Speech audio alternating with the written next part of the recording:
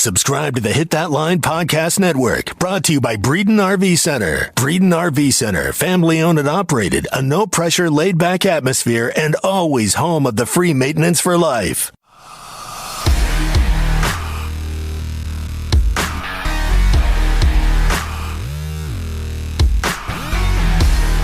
You're listening to the Hog Talk Podcast, part of the Believe and Hit That Line Podcast Network. With us on the line is the voice of the Arkansas Razorbacks, Chuck Barrett. A former guest of the show, Coach Mike Neighbors from the Arkansas women's basketball team. We have from ESPN's Around the Horn, highly questionable. Also a two-time Dan Le Batard Show Suey winner and the former heptathlete at Cornell, Sarah Spain. And we are happy to be joined by Martrell Spate. Mr. Phil Elson, the voice of Razorback Baseball and the Ladybacks. Razorback Nation, welcome into episode number 180 of the one and only Hog Talk Podcast, live from the Heinemann Services Studios. I am your host, Kyle Sutherland, alongside Porter Hayes, and we thank you, as always, for joining us. And if you're a first-time listener, be sure and hit that subscribe button on whatever forum you're listening to. That way you get notified whenever we release an episode. Also, leave us a 5-star review and a 5-star rating and a written review if you could be so kind. Got a lot to talk about today in segment 2. Aaron Fitt, the co-editor for D1 Baseball, will be talking with Kevin about the Auburn series this weekend and just a little bit of baseball, what we've had up to this point. And then Porter, man, it's we're getting closer to the end of the school year. Right now, baseball and softball are rolling. Basketball, of course, ended earlier this week with a great run by the Razorback basketball team. But, man, those spring sports are hot and rolling. And it feels like after we get – I think that Easter is kind of everybody's, or most people at least, that's their mark for the beginning of spring to an extent. And now that, the spring sports are in full effect, you also got soccer in there too. Man, it's still a great time of year. The baseball team rolling, softball, 9-0. They're ahead 6-0 right now. And as we're recording, Braxton Burnside just become the all-time single-season home run record holder at Arkansas. She hit her 18th home run, and they're halfway through the season. Man, Braxton's had not just what she's done in this season for the Razorbacks, but they recently did an episode for her on the Hog Pod this past week, and really cool to hear her story about how a Northeast Arkansas kid from Paragould, basically Jonesboro, in Red Wolf territory, grew up wanting to be a Razorback, and of course ended up going. I'll let you guys hear the story of it, but going to Missouri out of high school, and things quite didn't really work out there, or at least it came full circle to her going to her dream school at the University of Arkansas. So really cool story right there. We'll get into some softball later, but before we get into some basketball news, I want to let you guys know that the show is brought to you by our friends at BetOnline. The Final Four is this weekend, plus the NBA and NHL are rolling, and BetOnline has you covered on all the news, scores, and odds, along with being the fastest and easiest way to bet on all your sports action, plus it's free to sign up. So head to the website betonline.ag or use your mobile device to sign up today and receive 50% off your welcome bonus for your first deposit. BetOnline, your online sportsbook experts. And Porter, it's that time of year.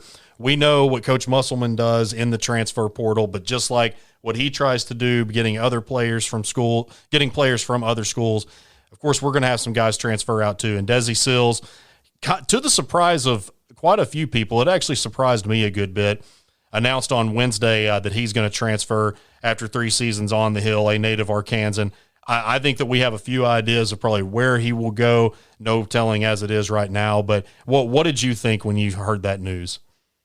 Well, I wasn't surprised because, if you take a step back and look at things and how his minutes got diminished a little bit, in next year, and he's looking out for himself. I know, the social media posts and stuff, but when you really look at it, he's wanting to go somewhere and play. In the grand scheme of it, that's what the portal's really for. If you feel like you want to go somewhere else and get some playing time and really get the most out of your abilities and maybe go overseas, or, you can shock the world and go to the NBA draft.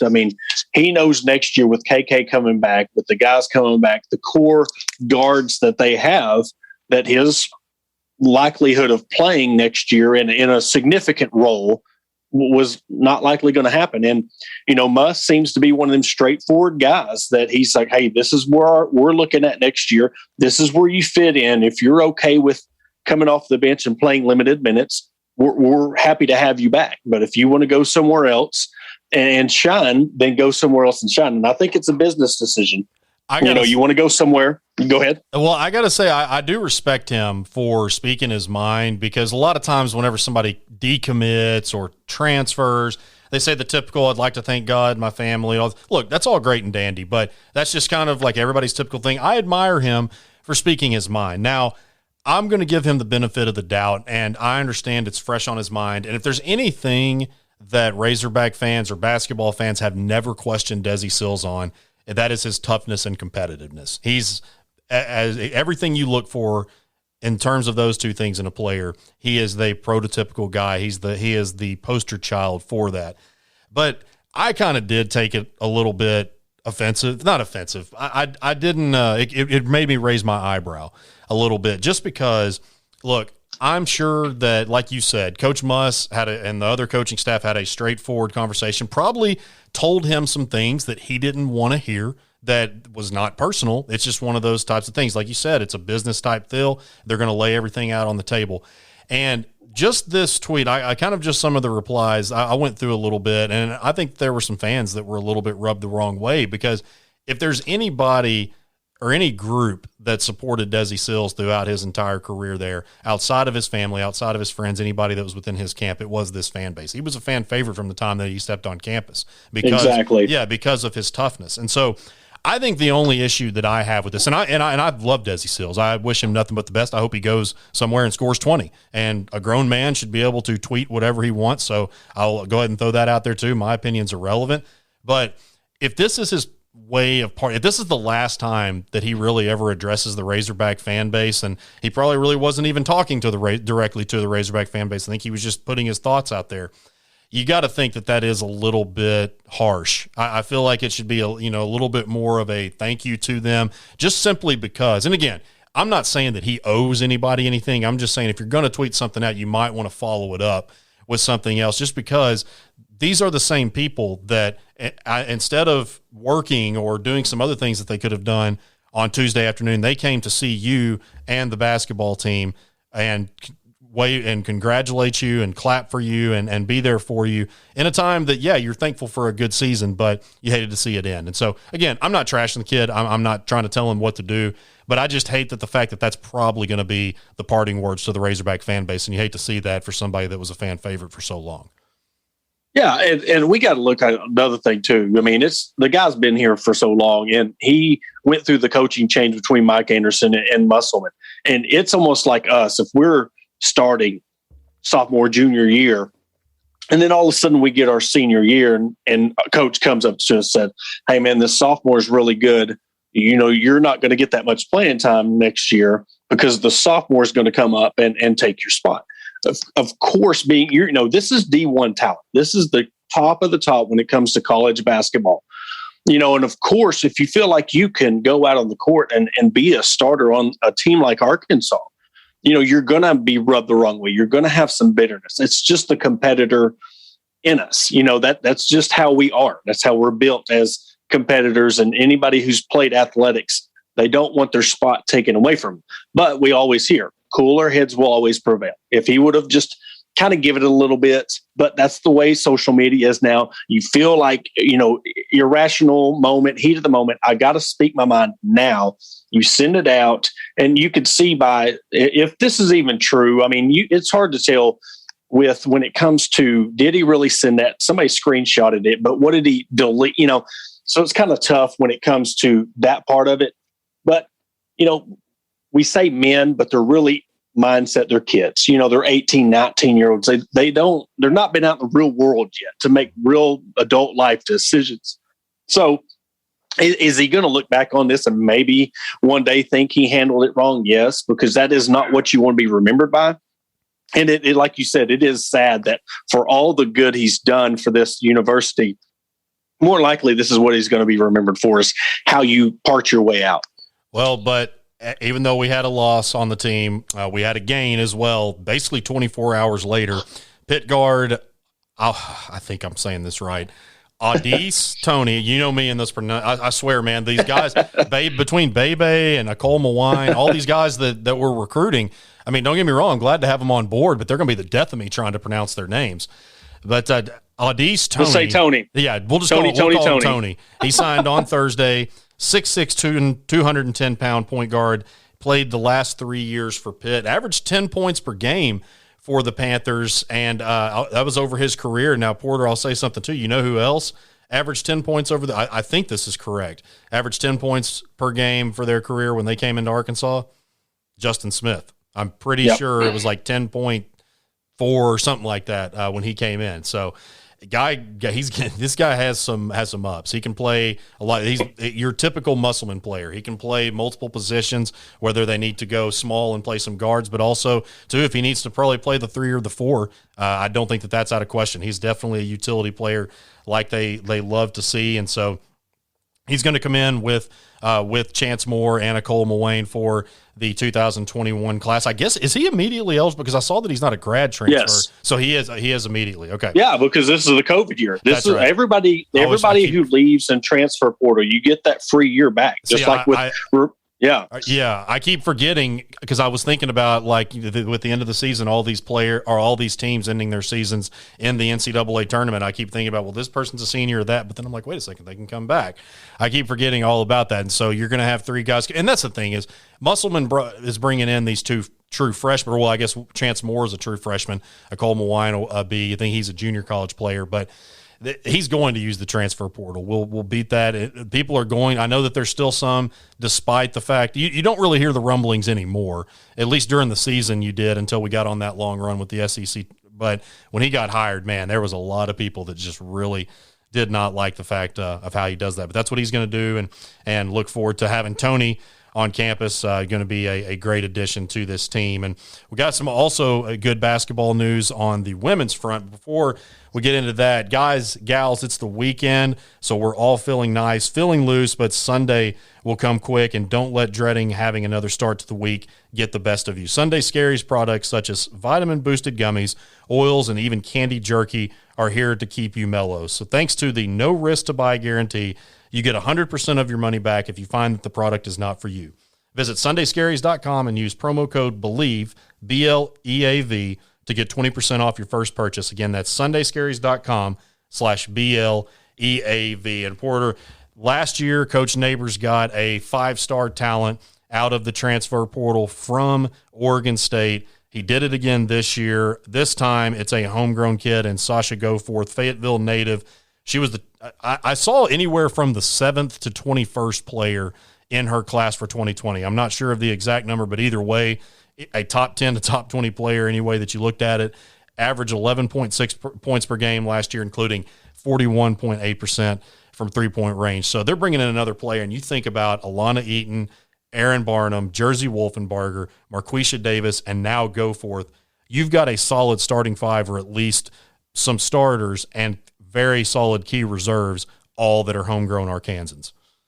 Yeah, and then you have, Amber Ramirez. She announced that she's coming back too. This scary. And, earlier we were talking about Braxton Burnside going to Paragould, full circle. Look at these kids that the last coaching hires or early in the new coaching hires period, how people still went away. Now they're starting to come back. If they're getting these kids to come back to Arkansas from their home state when they went away, just think what this is going to do future down the line with these kids coming right out of high school. They're going to start coming to Arkansas. We're starting to see this in softball and women's basketball. You said Jersey, Alana Eaton, now Goforth. I mean, she was averaging 11.6 points a game as a freshman. So again, when we're talking about the COVID rule, she has 4 years of eligibility next year at Arkansas. And that, with her, Jersey, Alana, then you got Michaela Daniels, Amber Ramirez, Barnum's back. And I know they're probably going to go into the portal. Amber Ramirez, I was on the press conference with her today, and, she said she wanted to come back because she wanted to add to the history and the legacy that this team this year set. It didn't end the way they wanted to, and they want to bring a banner to Arkansas.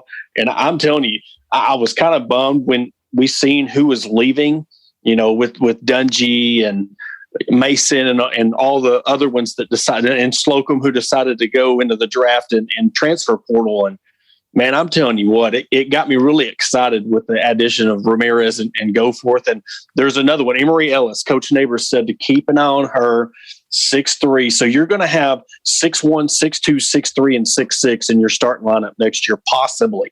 And what have we preached about, bigs? And they're going to have 6'3", 6'6" in the back end. So that's going to be something to watch next year. And I could really see, I'm not going to say it's a Chelsea type year, but I could see Amber coming back on a tear just because we know that the talent she has. Her excitement, how when we interviewed her and how she's been so timid, she didn't really have much.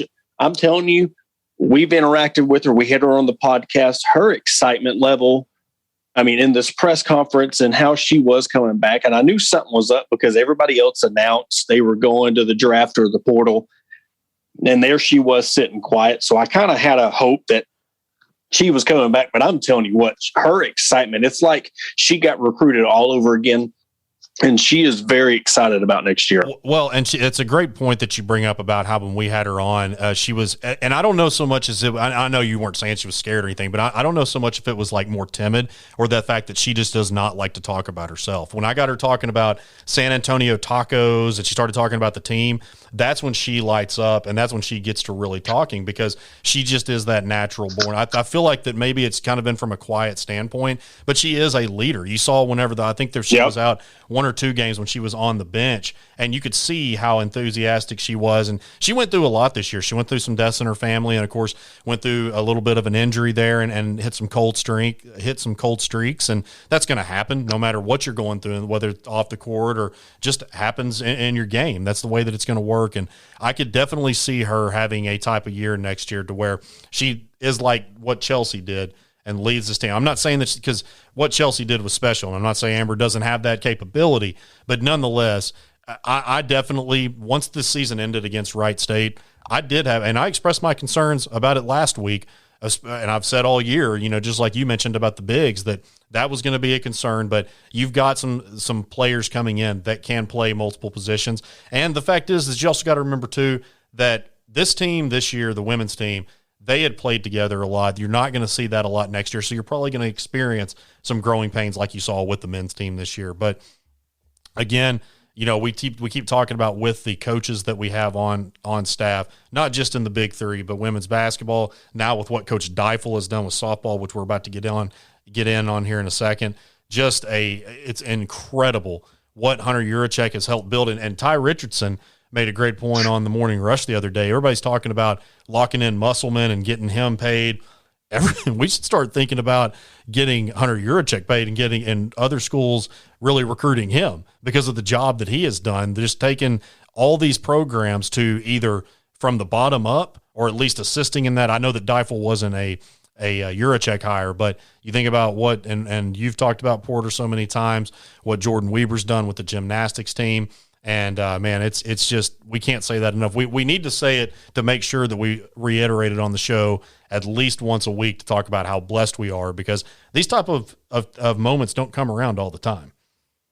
Well, it's a family atmosphere. It's a chemistry. All the coaching staff has just bought into each other. Coach Pittman went to the Elite Eight game. Coach Deifel. You just see all the interaction. Every time Arkansas basketball would win, Coach Deifel, Coach Weber, everybody was congratulating each other. You had Hunter Yurachek out in the middle of the fans. Had Coach Musselman on the phone and was interacting. On a regular basis. Not social media or not for PR. What AD goes out there on a regular basis. Congratulating the golf team. Hey, good luck today. Congratulating the softball team. Hey, good luck on your road game. He's constantly sitting there congratulating all the teams, and he's exceeding what you would expect out of an AD, because a lot of ADs, you only care about football and basketball. When it comes down to a lot of the ADs around the country, you're either a basketball school or you're a football school. Take Clemson for an example. They're mainly worried about football. Now they want all their teams to, be successful. But when it comes down to it, you spend majority of the time on one sport, Kansas basketball, Duke basketball. But here it's different. And everybody's talking about, well, what if Musselman goes here? Or what if we need to lock? They're going to lock them down. You need to get Hunter Yurchek an extension and pay him. You need to lock down Musselman, but I'm not concerned because I know, one, they're going to pay him, but two, they want to be here. Danielle and Mariah, they love Northwest Arkansas and the impact they've already had on the community and social media. I mean, these people who think that Musselman's going to go to Texas or Roy Williams, he just retired. And now everybody's going to say he's going to go to North Carolina. But at the end of the road, Eric Musselman's traveled and he's been to all these stops. And I think they all got a culture shock of this is a very unique situation when it comes to a fan base. Nebraska is about the only one that I can think of where it's a one-state team. Nebraska Cornhuskers, they get 80,000 at a spring game. They're very passionate about their football team. But here at Arkansas, they're passionate about all the sports, and they're having success in every sport. At one time, every spring sport was ranked. So, yeah, Hunter Yurchek deserves an extension. On the fact of his hires, but he's kept, you got to lead by example. And what he's done to lead by example and being passionate about every single sport, and you make your women's sports, your smaller sports feel just like you're just as important as the football and basketball team. I'm telling you, that's what's causing all this right now. The girls softball team, they're having so much fun this year, and you can see it out on the diamond. And all of that success in sports, of course, makes it very attractive for recruits. And that's what we're going to get into next is I forgot to mention on Monday's show, Miles Rouser, the safety from Belleville High School in Detroit, Michigan. For this list that he has, it's just like Faison Wilson, who is I'm going to talk about next. But Michigan, Alabama, this list for Power 5 schools just goes on. Florida State, Florida, then you got Notre Dame, Tennessee, Penn State, multiple, especially when you look at the Bama offer.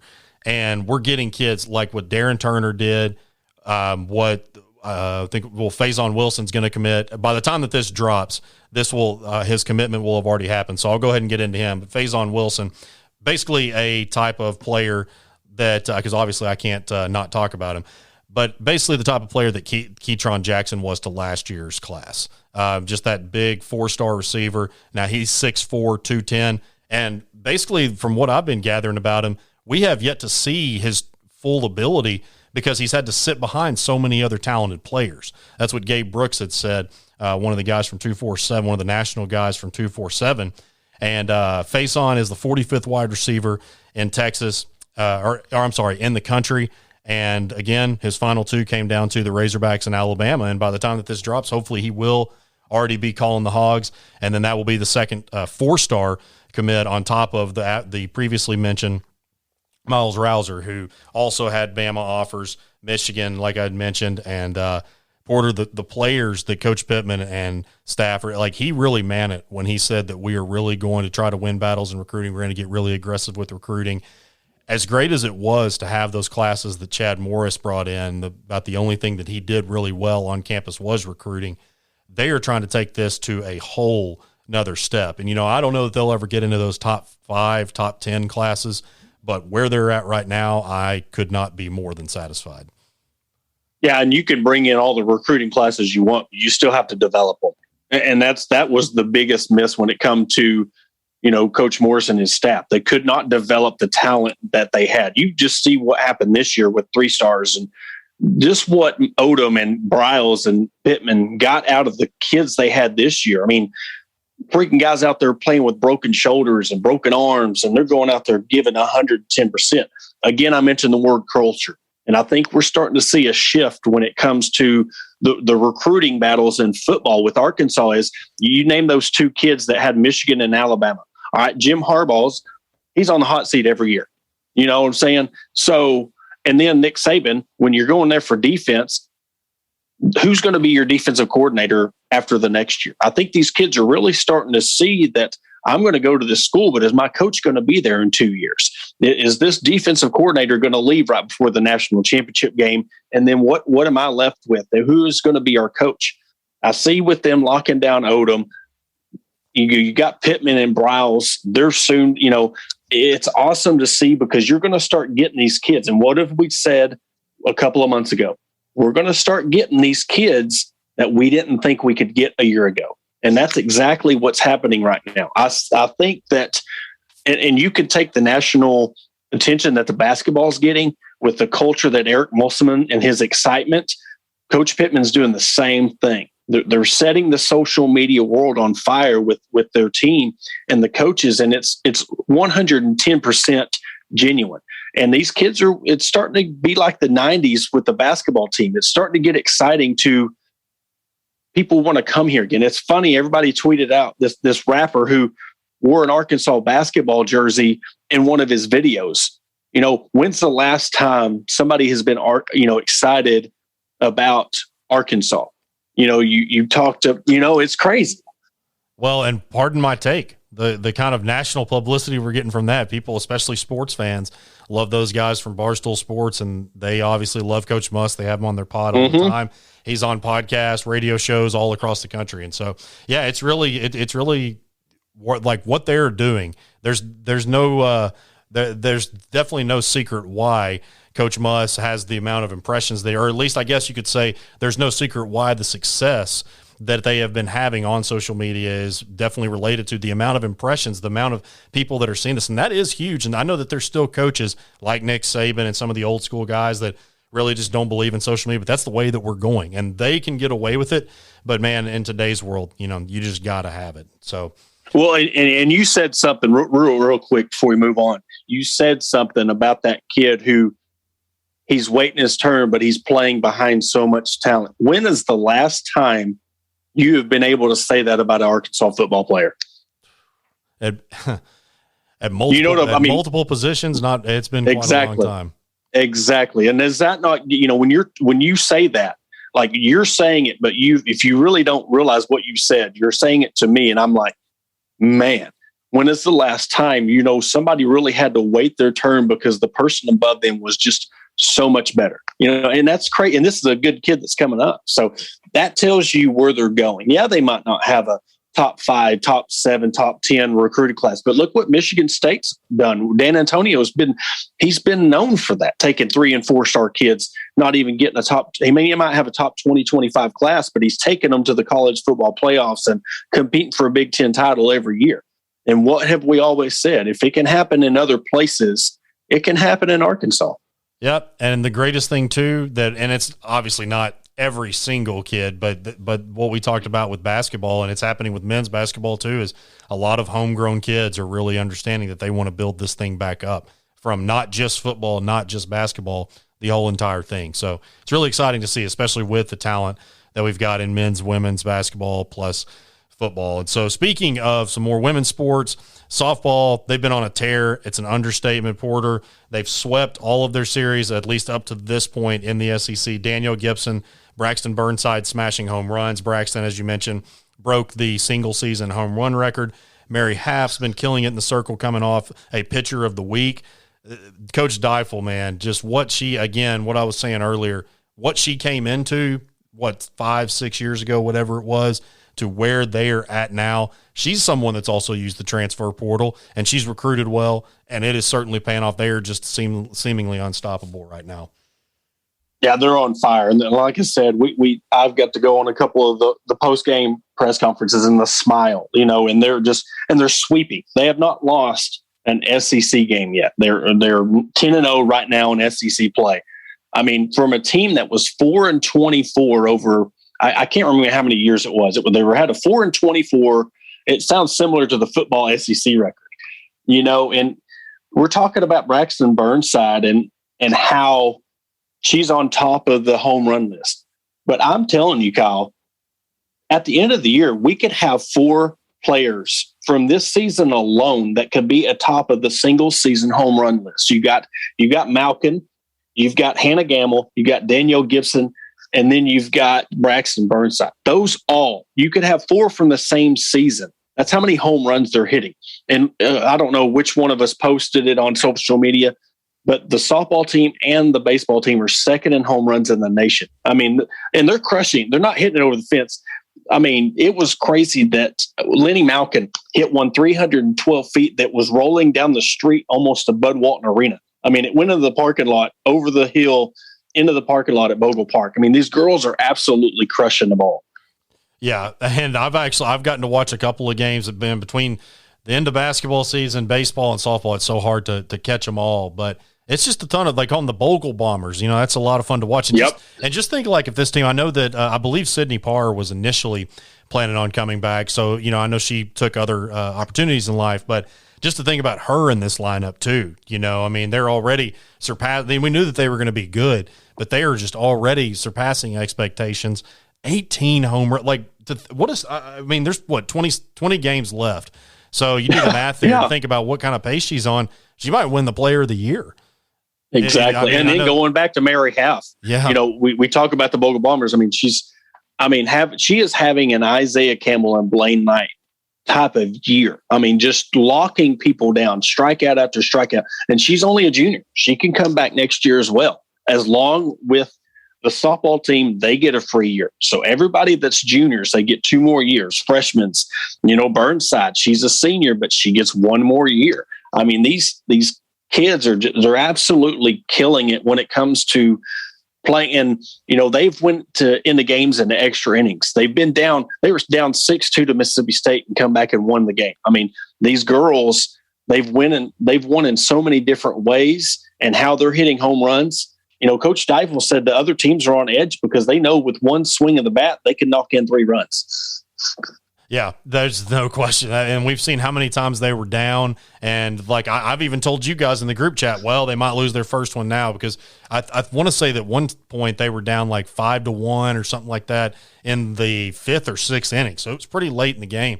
They ended up coming back. And so, guys, if you're up in Fayetteville and you don't really have anything to do, or you're just up trying to see a game and you get a chance to see the softball team, you need to check them out at Bogle Park.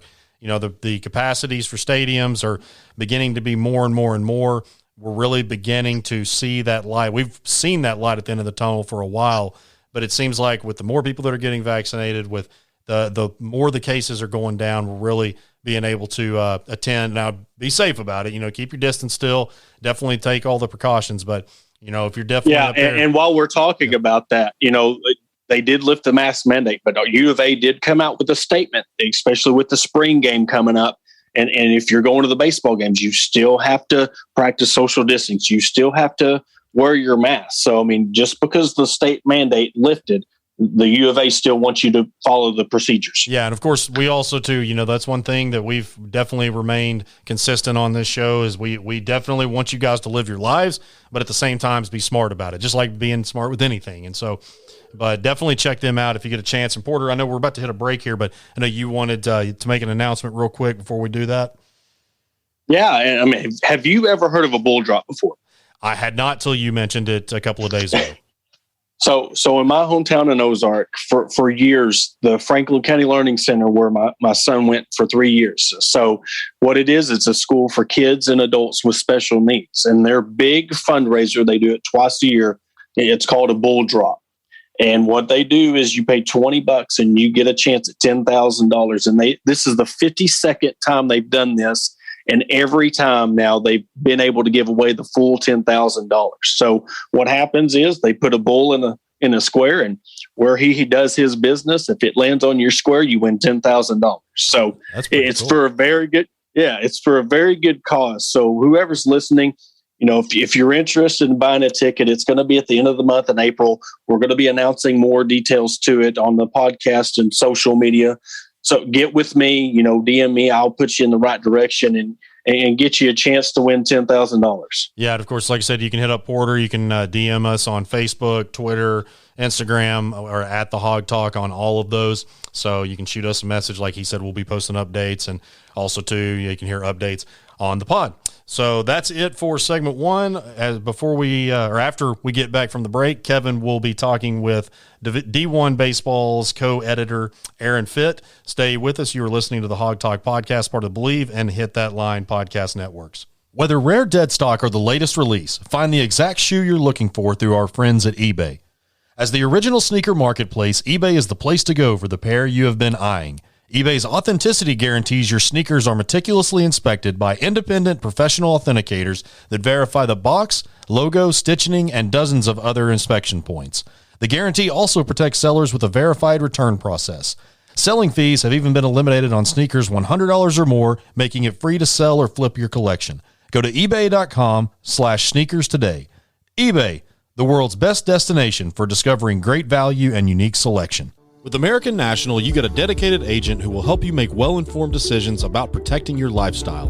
Call us today for a free review of your commercial, home, and auto policies, or to learn more about our customizable farm and ranch insurance. Let the Atkins Agency be your agency of choice. You can visit us on the web at theatkinsagency.com, call us at 501-428-0877, or connect with us through Facebook. Go Hogs! Located in Fayetteville, Rapology is your top spot for banners, signs, and wraps. From commercial fleet wraps, color changes, vinyl decals, and much more, they take care of you in a timely and professional manner.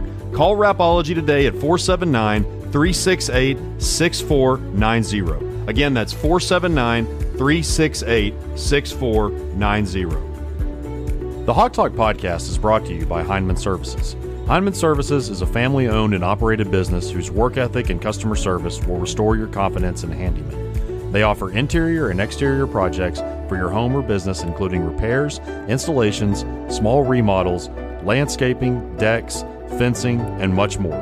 Call Corey and his crew today at 479-347-9336. That's 479-347-9336. Hey, Ty Richardson for JJ's Grill. They have locations all over Arkansas. And right now, they have $5 Arkansas attitudes while the Hogs are still in the NCAA tournament. Bottled beer buckets are just $10, and Truly buckets are $15. Plus, you can mix and match. When you're on Twitter, make sure to tweet out Best Bar JJ's to help JJ's win Barstool's Best Bar. They're competing against the defending national champion Sup Dogs. In order for JJ's Grill to win it all, we need you to tweet out hashtag Best Bar JJ's. College basketball is just better at JJ's. Do your mouth a favor and come visit us at JJ's Grill. 3, 2, 1. Hog fans, welcome back to episode 180 of the Hog Talk podcast. This is Kevin Bohannon, and we will be talking some baseball today with D1Baseball.com editor Aaron Fitt. We talked to his cohort, part of the dynamic duo Kendall Rogers, back in the fall. But Aaron, welcome to the Hog Talk podcast. Thanks, Kevin. It's great to be with you. Yeah, appreciate you coming on. Let's talk a little bit about your background. I know you've been in baseball for a long time now and done some really good work with D1Baseball.com. Y'all seem to be the leader, and I know it's the one that I go to for all my baseball information. Talk a little bit about your history and what brought you to D1. Yeah, it's been a great ride for me. I kind of always wanted to get into baseball writing, even in high school. I mean, you have that realization, especially when you're an undersized guy like me, that you got no future as a player. So how can you stay involved in the game? And for me, it was writing. And so I grew up in Massachusetts watching Cape Cod League games and stuff like that. And I went to Carolina, North Carolina, because that's what Peter Gammons did. I was my guy. Right. I wanted to be Peter Gammons. And so, and it worked out great. Got a job right out of school working at Baseball America. That was in 2004.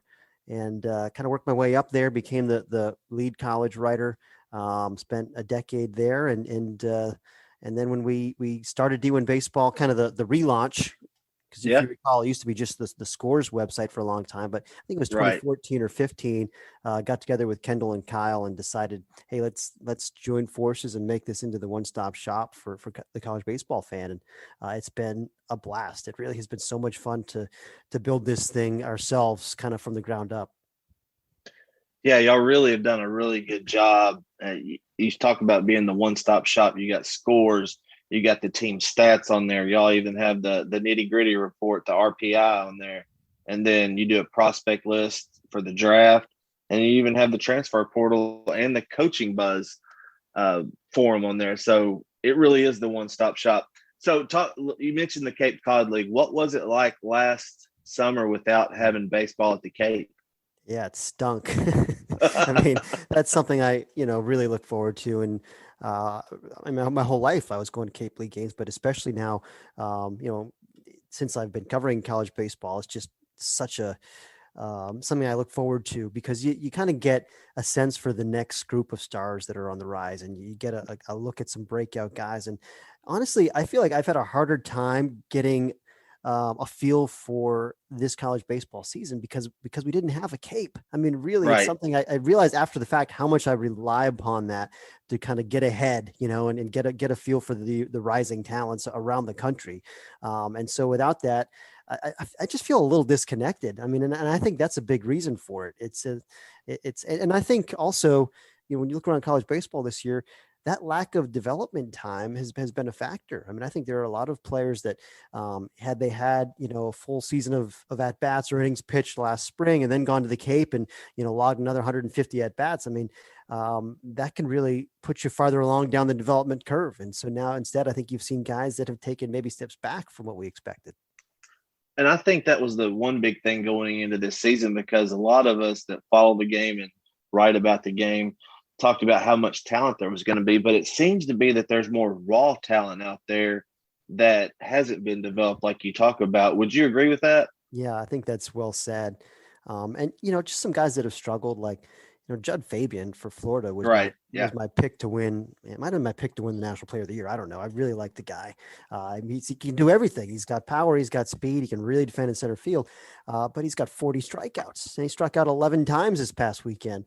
I just think the hit tool didn't have a chance to develop the way it needed to because he lost a whole year of at bats. So, and there are a lot of examples like that. Now that you bring up the strikeouts with Fabian, I want to talk a little bit about Robert Moore. Yeah. He just went through a stretch where he was 5 for 31 in the previous 8 games up until Tuesday night, where he went 4 for 4 and hit for the cycle. As fans, a lot of the people out there don't realize that these are still young men, and they're 18, 19, sometimes 20 years old, and they're playing on national television, national spotlight. But they're young men that deal with problems like that. And he had gone through a really rough stretch and came out of it.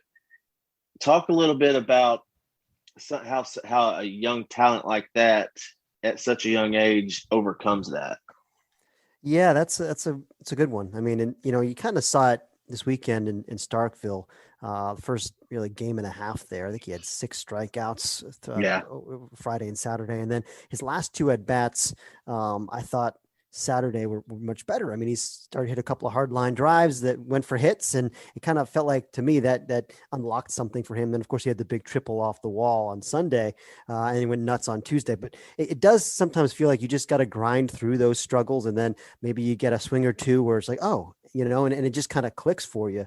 I mean, it's I think a lot of people can relate to that, like on the golf course. If you got like one thing you're just really struggling with, and then like you have a good swing, it's like, oh yeah, that's what it feels like, right? Like sometimes it's that simple. It's just a matter of unlocking it and getting that confidence going, and just kind of remembering, hey, like I'm a really good player. And he's got no shortage of confidence. I mean, that's part of what makes Bob Moore. He's really got some swagger to him, and I love it. I mean, he's a fun player to watch. I've really enjoyed watching him grow up.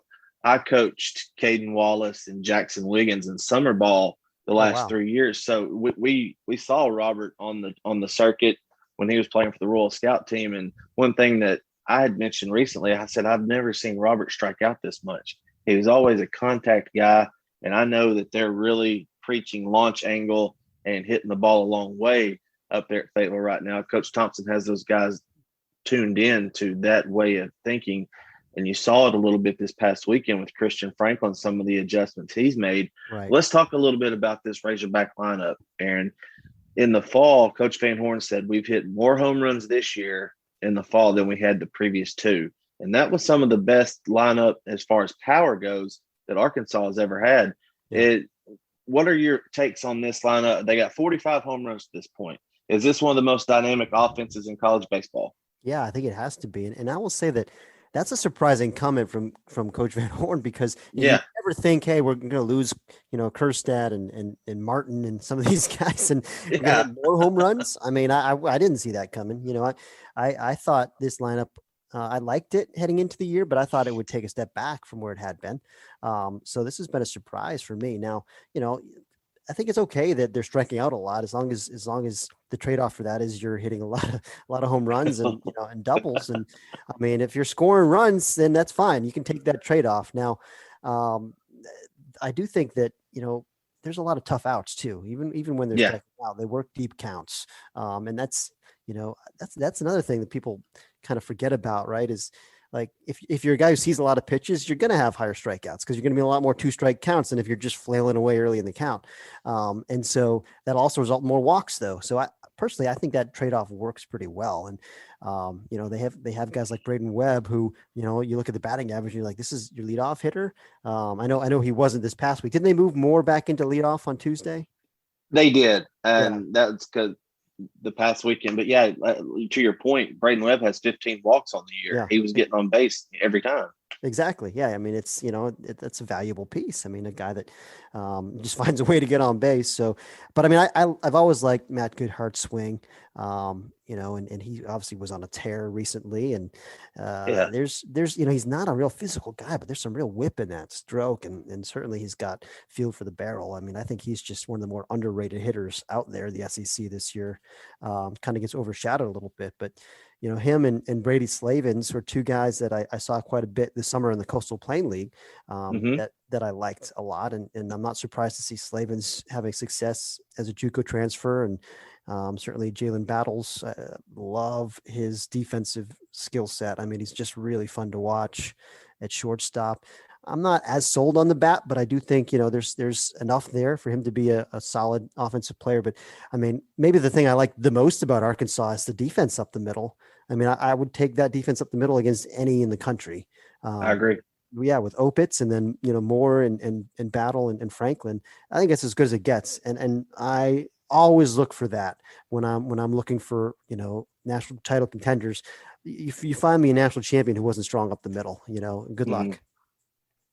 Yeah, you look back at some of the good Vanderbilt teams that had Dansby Swanson at shortstop. It seems like those top 5-10 draft picks are always shortstops on national contender. Now, if they didn't win it, there were contenders there. So I wholeheartedly agree with you with that. Now, there was one mention this weekend. I know there's been some conflict among Razorback fans, and if you don't know by now, we're very passionate. We have some very rowdy fans, but there was some mention that why is Vanderbilt number one? They haven't won as many against top 10, top 25. And we tried to temper fans' expectations and like, guys, it doesn't matter where you're at right now. They're not going to lose very many series when you have a 1-2 punch like Kumar Rocker and Jack Leiter, especially when Leiter has a sub 0.5 ERA and he's striking out 17, 18 guys a game. Yeah. So walk me through what it would look like if we had the final at Omaha this year that was Vanderbilt and Arkansas in a 3-game series. Oh boy. Kumar Rocker and Jack Leiter against this lineup.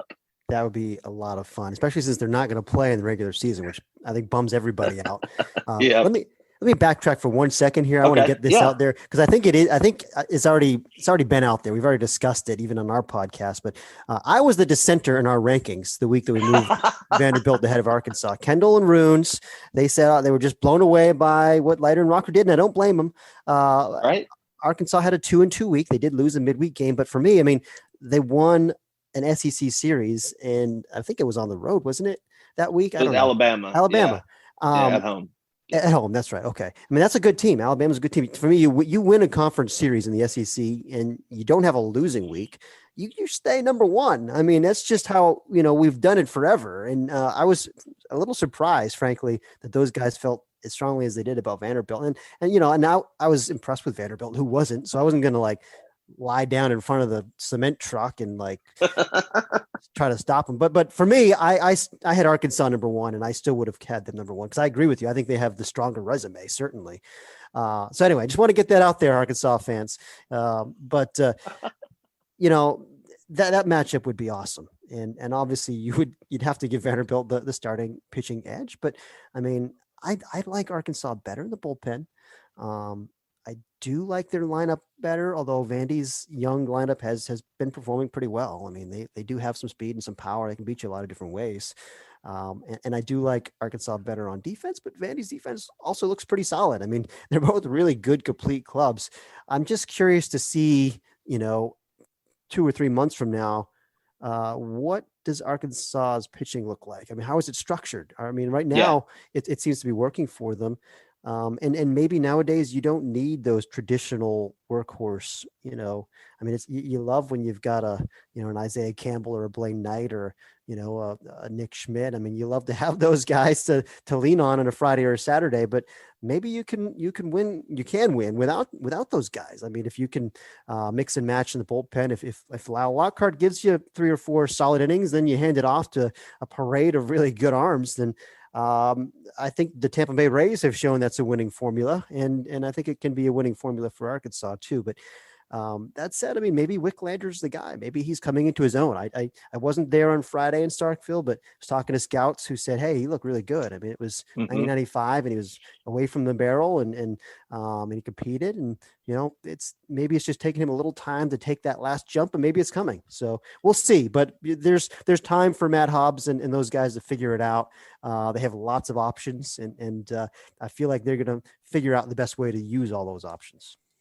You talk about the bullpen and 2 really big pieces that have caught national attention. One, and on opposite end of the spectrum, you got a 6th-year senior in Kevin Kopps, who's 24 years old, and you have freshman phenom in Jackson Wiggins, who is lighting up the radar guns any chance he gets.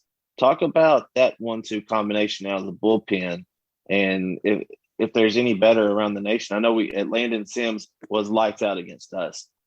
Brandon Smith out of the Mississippi State bullpen. But you won't find a middle reliever like Kopps and then a young hurler like Wiggins on very many teams. Yeah, that's impressive. And I was so impressed with both those guys this weekend in Starkville. Kopps you kind of expect is going to be able to handle any kind of atmosphere. He's a 6-year guy. He's seen it all in the SEC. And I just think, that cutter is such a weapon. I mean, for me, I think it's in the same category as that old Scott Biddle cutter that they called back in the day for Ole Miss. The difference is he's got a nice 4-pitch mix. I mean, I know the cutter is a huge weapon. It's coming and you still can't hit it, but like he's 90-92. The changeup is good. It's actually like he throws it with conviction. It's got tumble, and he can spin a decent little breaking ball in there too. So, he's not just a 1-pitch guy. He's tough. You can gear up for that cutter and get beat a number of different ways. So yeah, I like him, and the fact that they can extend him, for multiple innings. I mean, just he's that invaluable kind of moment of truth bridge stopper guy. You love having a guy like that, especially an experienced one. And Wiggins, we all know how big the arm is, and I had heard about the big velo. I don't think I saw his peak velo in Starkville. I think it was more like 90. Yeah, it was down a little bit. Yeah, 91, 95 or whatever. But like he competed hard, and that was the thing that I was curious about, because he's coming into a situation where a couple of guys on base, I think, in that Sunday game, and it got rowdy, it got loud, and this is an environment that nobody has really gotten to experience in a while because they've been playing in front of reduced capacities, but this place was pretty packed and loud, and I was like, okay, freshman, let's see how you can handle this, and it was just like not even a pulse, man. He just struck out Cumbest and he got Forsythe to pop out, and it wasn't even like some huge emotional reaction. It was just like, yeah, okay. It's just very businesslike, been there before. I was so impressed with his freshman poise. Yeah, it's been really fun to watch his development over the last couple of years, because he really didn't get to, he's a 2-sport star out of Oklahoma, made All-State in basketball. So getting up there with Coach Hobbs, gaining that 20 pounds has really taken him from 4th, 5th, 6th round pick to a potential, top 10, top 15 if he continues that projection. So it's going to be a lot of fun watching them. Before we get out of here, Aaron, every week we preview the upcoming weekend and the opponent for the Razorbacks. Talk a little bit about Auburn. Coach Butch Thompson's team made it to Omaha in 2019. They don't have a Casey Mize this year, but they do have a really good hitter in Tyler Miller. Yeah, Tyler Miller is it sounds like is the real deal. I mean, I liked what I saw from him in the fall, and our guy David Seifert was in there this week and really walked away impressed. I mean, he's got 8 home runs. He's hitting for average. Another one of those JUCO transfer guys that just has hit the ground running there. Yeah, I mean, this team is a disappointment right now, obviously. Right. I mean, this was a preseason top 25 team. One of the reasons they were a preseason top 25 team is because we thought Richard Fitz was going to be that new, Casey Mize, Tanner Burns guy. Like, he was so good in the fall, and the scouts were talking about him as a top 10 pick kind of a guy.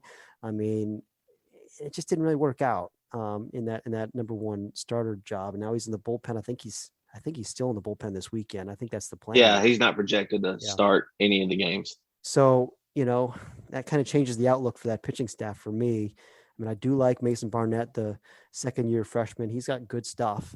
Real wipeout breaking ball when it's on, and there's enough juice on the fastball. He'll show you mid-90s. But, Cody Greenhill's just that veteran, it's kind of like a Zeb Vermillion kind of stuff. It's not necessarily going to blow you away. I mean, I wasn't blown away by Vermillion stuff this past week. It was 90-92, without a real out pitch. But I've seen more in the past in a bullpen role, and the same goes for Greenhill. Mm-hmm. But I think the stuff kind of plays down in a starting role. So I think you can get Greenhill, but he's going to compete. I mean, he's the bull.